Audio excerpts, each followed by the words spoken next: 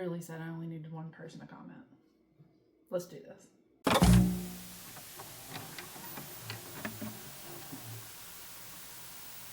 So this is not a filming day for me. I have nothing on my face. Okay, I have eyebrows, guys. Don't panic. This is just what I look like with no makeup on.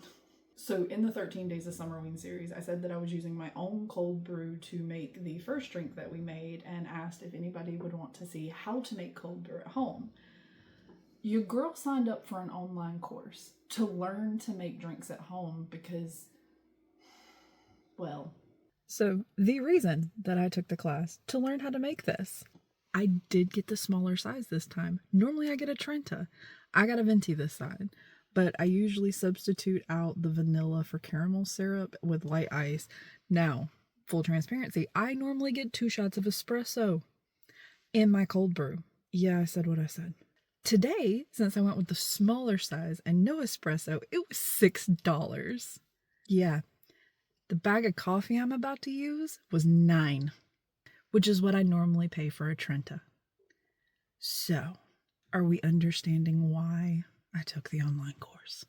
Making cold brew at home cost me $10, and I get multiple cold brews, the strength that I want. So we're saving money. So for the price of one of these, we're about to make a gallon. Yeah. It's just a lot cheaper. So I got this over on Jeff Bezos. I have found these in Walmart before and they do sell smaller sizes, but I'm going to show you how to make a gallon of cold brew. Now this is going to take a couple days. Fair warning. But we're going to get started. Now inside of the gallon and the quart jars comes a sieve like this that the coffee grounds go into. If you do not want to purchase this whole system and just want to use a regular pitcher, you can just buy bags. This is a food grade bag and you can do the exact same thing. It's going to go the exact same way. The only difference is you're going to put the bag in there and then loop this over the top of it. But I have this, so this is what we're going to use. In all, I think I have $20 wrapped up in this and it has paid for itself multiple times. The next thing you are going to need is coffee of choice. This is what we're going with today because I really like the flavor of it. And it's easy. So first things first, open the bag without ripping it. We're going to take this and put in the coffee just at the bottom.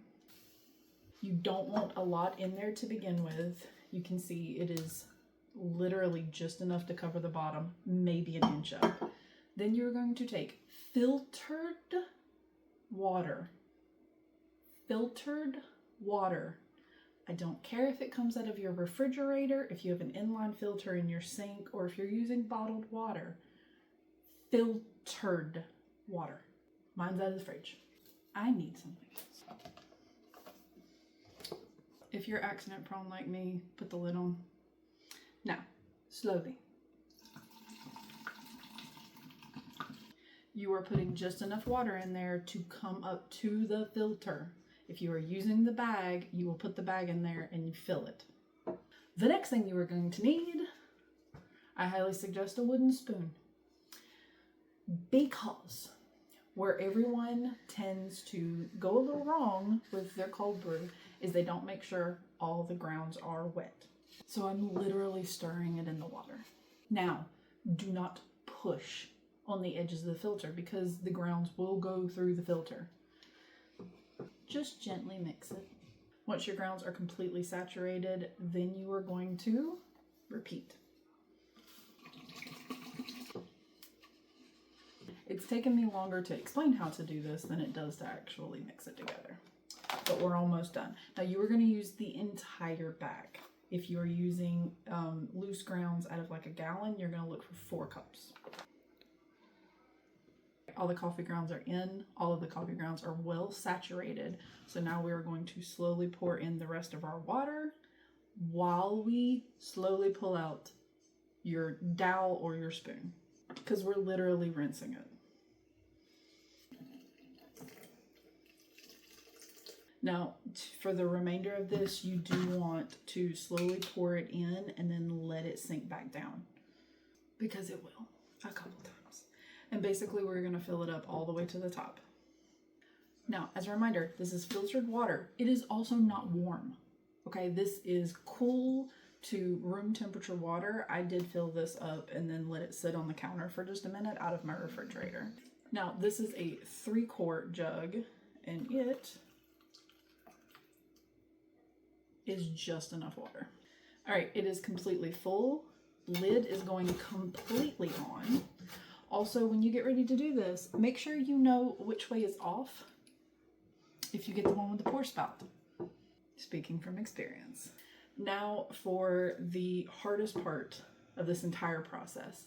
This is going to sit on your counter at room temperature for at least 24 hours.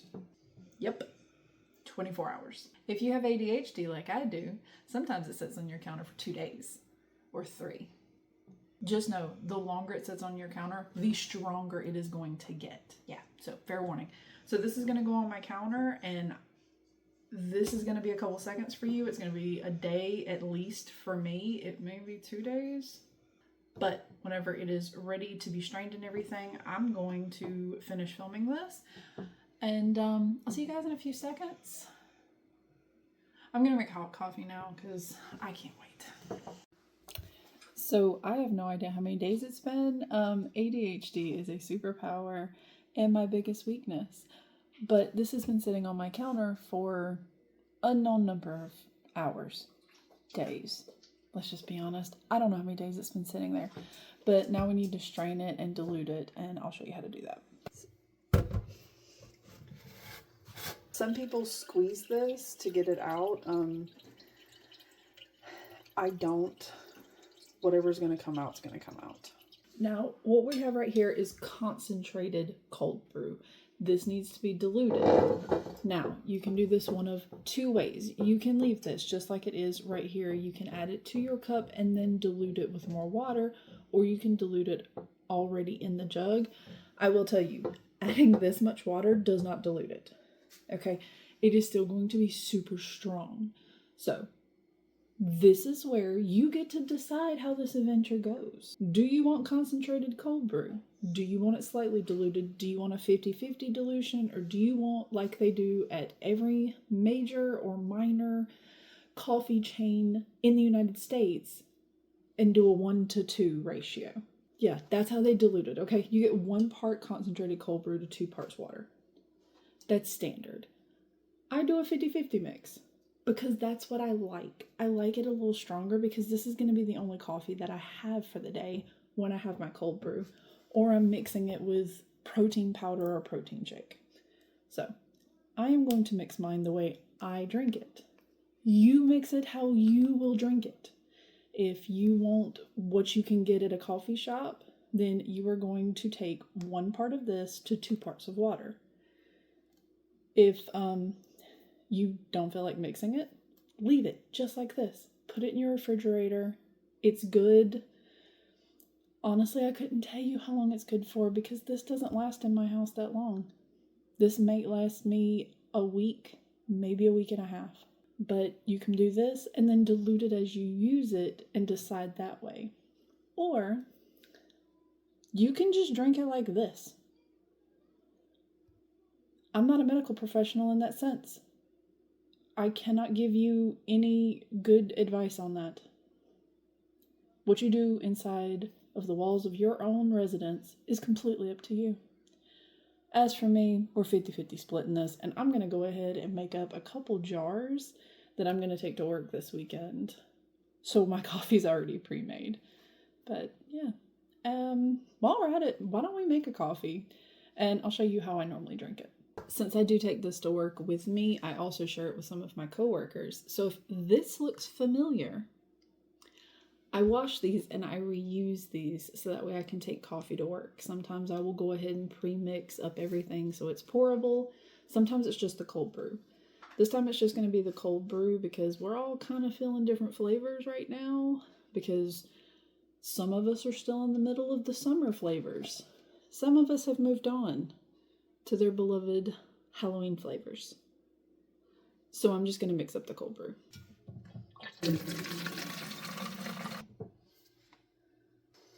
So I filled it up to the top line with cold brew, filled the rest up with tap water. If you want to use filtered water, you can. It doesn't really matter at this point, because at this point you're serving it to drink. And that's it. That is a jug of cold brew to take with me to work or to sit in my fridge, so it is easier to pour. All right, so now I have 2 containers to take with me to work. And now, since it is about 50% left in the gallon, I'm going to go ahead and finish filling that up with water. And that's going to be my base that stays here at the house. This is the base that goes into frappuccinos and cold brews and even brownies from time to time. But yeah, so I'm going to dilute the rest of this. We're going to make my coffee for this evening because I need it. And yes, I did say evening. I work third. I really wasn't joking. I really did enjoy that cold brew that I made at the beginning of the 13 Days of Summerween series. So we're going to go with a green apple caramel. Green apple syrup, caramel sauce, and then the cold brew. I'm going to add just a splash of milk.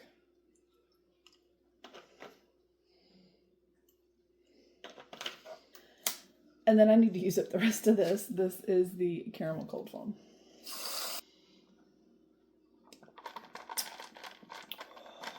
Now, like I said in the beginning, you can use whatever coffee you want. If you want a flavored coffee or a neutral coffee. I've been really digging the Cafe Bustelo medium roast for my cold brew because I drink it stronger. So yeah, flavor it however you want, mix it however you want, make it as strong as you want. This is literally the basics of how to make cold brew. I'm really glad that I signed up for that class and I got to learn kind of the basics of how to do this from a barista. It has saved me so much money. As you saw in the beginning, my standard order at Starbucks was getting to be really expensive. So the fact that I can make this at home and literally not have to pay for the extra syrups because I already own them. That is really hard to find caramel apple in the middle of July. Thank you guys so much for tuning in. Let me know if you try this and let me know if you want some other coffee recipes. I'll definitely come up with some. And until next time, I guess. Bye!